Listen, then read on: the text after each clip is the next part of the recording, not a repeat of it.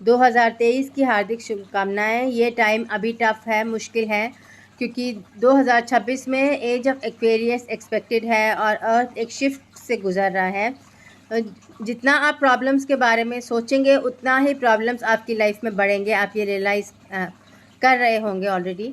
और जितना आप बिलीव रखेंगे कि प्रॉब्लम सॉल्व हो रही हैं और आप पॉजिटिविटी को आने देंगे, उतनी ही आपकी लाइफ में शांति आएगी और आप कोप अप कर पाएंगे।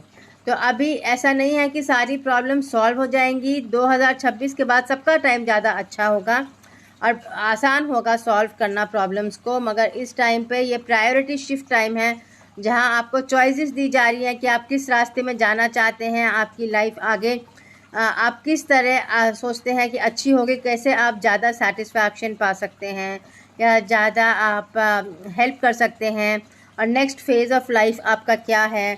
तो वो सारी चॉइसेस क्लैरिटी आपसे मांगी जा रही है ताकि आप क्लियर हो जाएं, और जहाँ पर क्लैरिटी आएगी वहाँ नेगेटिविटी कम होगी, एंग्जाइटी कम होगी, और उतने ही आप स्ट्रांग होते रहेंगे। और क्लैरिटी जब आप चूज़ करें तो कम डर के साथ और ज़्यादा फेथ के साथ चूज़ करें, बिकॉज गॉड आपको जज नहीं कर रहे हैं, कोई भी आपको जज नहीं कर रहा है। आपके कार्मिक सिलेबस बहुत अलग अलग टाइप के होते हैं और जजमेंट आपकी पास्ट लाइफ से आता है। सिर्फ इस लाइफ को देखकर कोई आपको जज नहीं कर सकता कि आप गलत हो या सही हो। हाँ, तो इसीलिए अपने आप को आप जज मत कीजिए, अपने आप को समझने की कोशिश कीजिए। पास्ट लाइफ थेरेपी और स्पिरिट रिलीजमेंट थेरेपी जो मैं करती हूँ, उससे आपको अपने आप को और अपने प्रॉब्लम्स को समझने में और उनको सॉल्व करने में बहुत हेल्प मिलेगी, बिकॉज आप कई लाइफ से अपने प्रॉब्लम्स को समझेंगे और क्यों प्रॉब्लम्स आ रही हैं वो समझेंगे और उनको रिलीज़ कर पाएंगे, क्योंकि आप रियलाइज़ करेंगे कि अब आप बदल चुके हैं। अब आप वो इंसान है ही नहीं जिसको आप पनिश कर रहे हैं। सो जहाँ आप अपने आप को फॉरगिव करेंगे और दूसरों को फॉरगिव करेंगे जो उस टाइप का इंसान है जो आप थे, अब्यूज़र टाइप, तो वहाँ आप ज़्यादा स्ट्रांग होंगे, अपने आप को फॉरगिव करके, दूसरों को फॉरगिव करके, और ज़्यादा पॉजिटिव हो पाएंगे।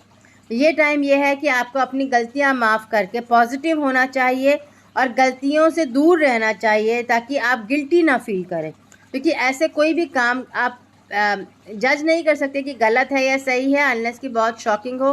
और अगर बहुत शॉकिंग है तो उसके फिर स्पिरिट अटैचमेंट्स वगैरह, डार्क फोर्सेस होते हैं।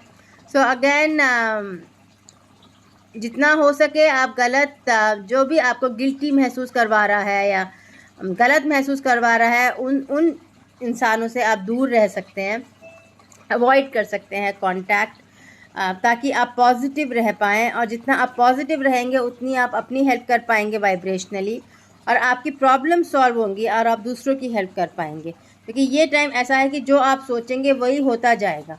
और इसीलिए प्रॉब्लम्स के बारे में कि आप डूब रहे हैं ये सोचना बहुत डेंजरस है, क्योंकि आप एक्चुअली डूब सकते हैं।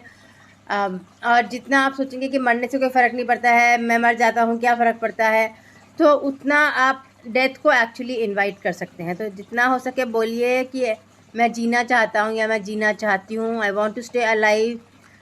जितने लोग बोलेंगे उतने तो रह ही सकते हैं ज़िंदा।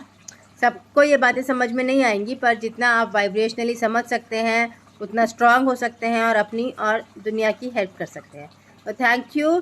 शांत रहिए और कोशिश करिए कि आप ज़िंदा रहें, ताकि आप अपनी और दूसरों की हेल्प कर पाएँ। Thank you. Have a happy new year 2023।